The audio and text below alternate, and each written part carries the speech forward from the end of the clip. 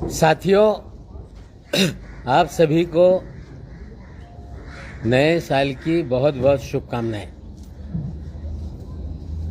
2021 में जिस तरह से narcotics control bureau Mumbai zone का फर्जीवाड़ा हमने एक्सपोज करने का काम किया,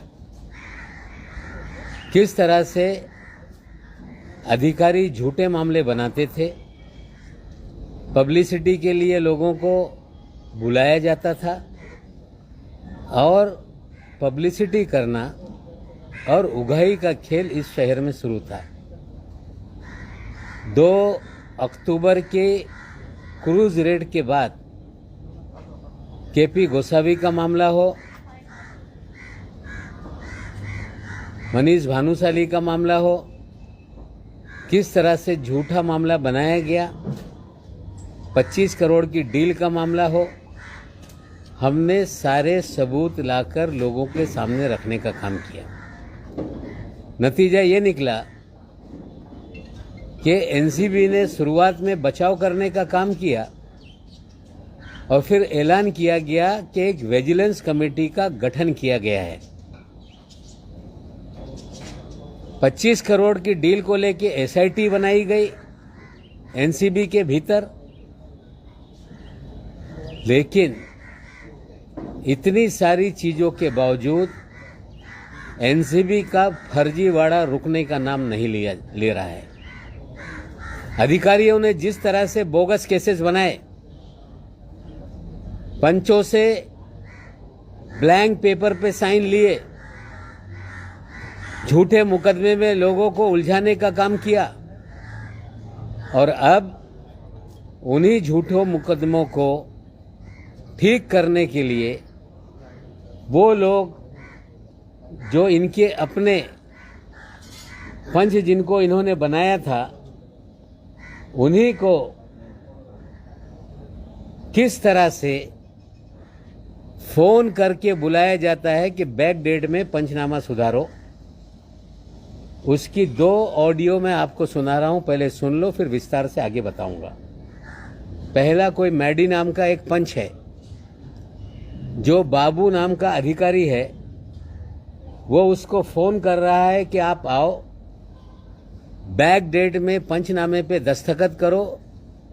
वो लड़का डर रहा है, जाने के लिए तैयार नहीं। और दूसरे ऑडियो में आप सुनेंगे कि समीर वानखेड़े उसको डर कर वो फोन लगाता है और वो कहता है कि चले जाओ, डरो ना। हमें लगता है कि इससे ज्यादा फर्जीवाड़ा और कुछ नहीं हो सकता। फर्जीवाड़ा करके लोगों पे मुकदमे दर्ज किए गए, फर्जीवाड़ा करके फिल्म वालों से वसूली की गई और जब सारा फर्जीवाड़ा एक्सपोज हो गया तो बैक डेटेड कागज पे दस्तखत करने का खेल एनसीबी में चल रहा है। इसका जवाब एनसीबी के डायरेक्टर को देना पड़ेगा। पहले दोनों वीडियो सुन लीजिए, फिर आगे बात करेंगे। क्या हाल है किरण सर, आप कैसे हो? बढ़िया। और सुनाओ यार, मैं ही फोन करने वाला था। हाँ। आप अभी आ सकता है क्या दोनों? किरण सर, मोस्टली तो कल आना, मुझे यही पूछना था, कल आना जरूरी है क्या सर? क्योंकि ऑलरेडी इतना प्रॉब्लम्स चल रहा है। ये जून का सीन है, अगर मैं अभी करूंगा तो कुछ मेरे अगेंस्ट नहीं आएगा ना सर? ना, ऐसा कुछ नहीं होगा, क्योंकि ये क्या है, ये पुराना केस है, मालूम है? 1/6/2021 है ना? हाँ। 1/6/2021 को सुहेल शेख अंधेरी में वो मॉल का सामने पकड़ा था। उसके बाद फिर उसका घर पे गए थे, है ना?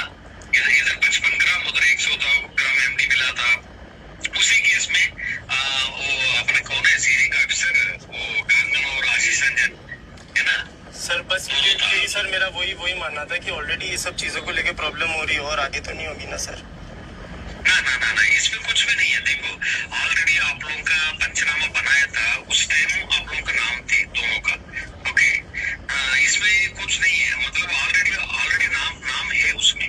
इसमें अभी क्या हो रहा है, आप लोग का स्टेटमेंट रिकॉर्ड करके, मतलब वो उसी टाइम हमारा सामने ये पंचनामा होगा, इन्होंने ड्रा किया है, हमारा सामने उसको पकड़ा गया है, बस करके हम लोग स्टेटमेंट रिकॉर्ड करते हैं। आपको तो मालूम है ना? अभी तक आप घर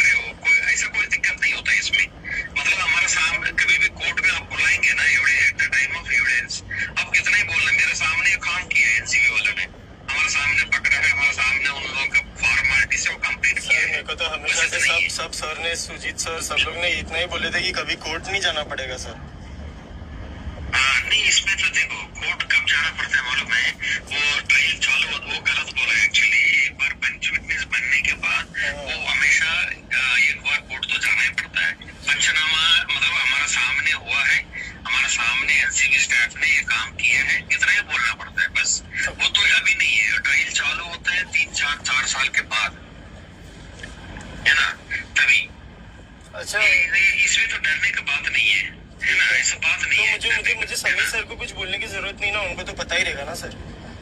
हाँ, उनको पता है, आपको बोल भी सकते हो, ऐसा बात नहीं है। किरण बाबू सर ने बुलाया सर, मेरा एक केस में सुहेल शेख करके आरोपी है, उसी केस में मेरे को पंचा बना दिया था, मेरा और मंसूरी का, है ना। मैं कल बुलाया, मैं यहाँ साइन करने के लिए मैं आ रहा हूँ सर करके। मैं सोच रहा था ऑफिस में आना ठीक नहीं है करके, मैं सोच रहा था कि बता देना, कोई दिक्कत नहीं, आप ऑफिस में आना चाहते हो तो आ जाइए, कोई दिक्कत नहीं, ठीक है। ओके सर, 5 मिनट के लिए साइन करके निकल। ये कोई बाबू अधिकारी है, दफ्तर में ना आके बाहर पंचनामा बदलने के लिए बात कर रहा है। अब इसी लड़के ने समीर वानखेड़े से बात की, वो भी सुनिए।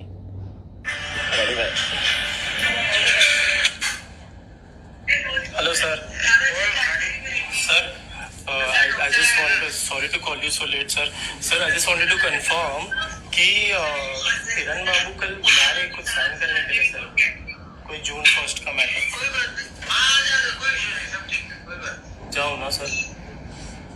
No, I thought to confirm with you sir because you never know ना who is he. पहले मेरे से मिल ले, किरण बाबू ने बुलाया। Yes sir. पहले मेरे को मिल लेना। Okay, मगर जाओ ना सर। हाँ, Okay sir, thank you.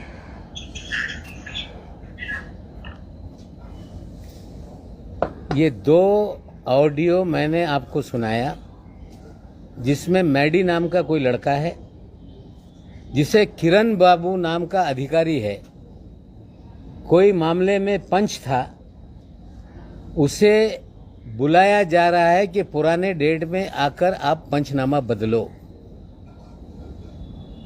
उन्हें डर लग रहा है कि दफ्तर में अगर आएगा तो कुछ गड़बड़ हो जाएगी। कहा जा रहा है कि बाहर मिलके हम लोग पंचनामा बदल लेंगे। लड़का वानखेड़े से बात करता है, कोई डरने की बात नहीं, साइन कर दो। क्या एनसीबी का फर्जीवाड़ा अभी भी बंद नहीं हो रहा है? क्या एनसीबी के वरिष्ठ अधिकारी इस फर्जीवाड़े में शामिल है?